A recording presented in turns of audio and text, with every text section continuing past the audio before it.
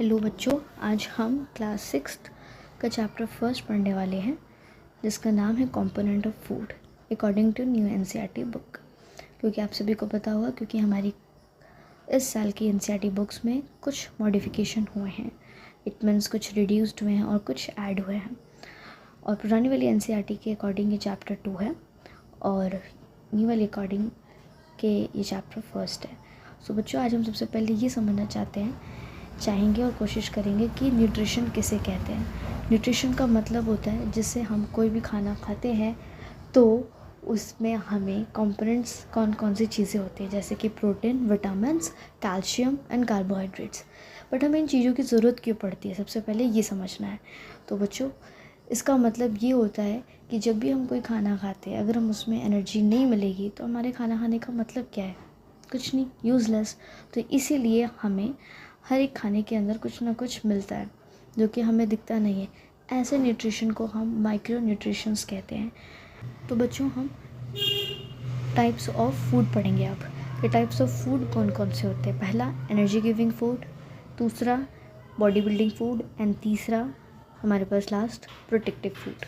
Energy giving food उसे कहते हैं बच्चों जिसे हमें खाकर एनर्जी मिलती है, जैसे कि cereals, pulses and breads and wheat. ये सारी चीज़ें एनर्जी गिविंग फूड में काउंट होती है।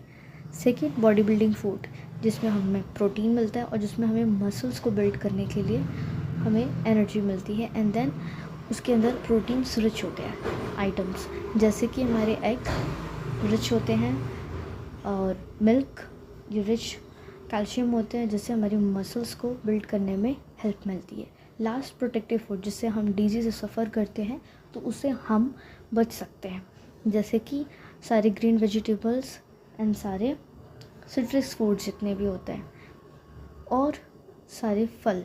जितनी भी हम कलरफुल फ्रूट्स खाते हैं उतने ही ज़्यादा हम हेल्दी और हमारी स्किन टोन भी अच्छी होती है।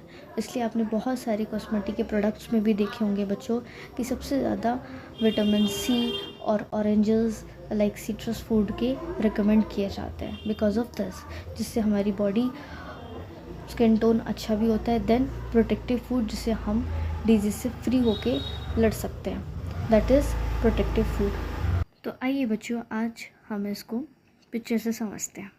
जो भी मैंने आपको बताया आपको क्लियरली यहाँ पे पढ़कर समझ में आ जाएगा।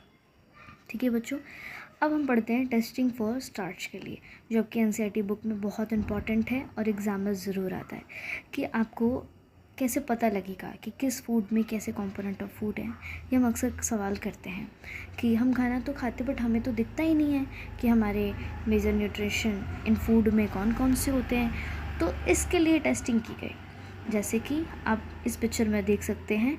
स्टार्च के लिए पोटैटो लिया गया है और इसमें आपको 2 to 3 drop of dilute solution डालना है, जिससे हम ये चेक कर सकते हैं कि इसके अंदर स्टार्च है या नहीं है, ये प्रेजेंट है या नहीं है। तो जब आप drop of dilute iodine solution डालेंगे तो आपको दिखेगा कि जब डालने के बाद ब्लू से ब्लैक कलर जब चेंजेस आते हैं तो this is the sign of starch. इससे पता लगता है कि पोटैटो के अंदर स्टार्च होता है। In terms of normal English we can say that sugar, और in biologically word we can say that starch. ठीक है बच्चों, आई होप आपको ये सारी चीज़ें समझ में आई होंगी इस स्लाइड में। Thank you so much.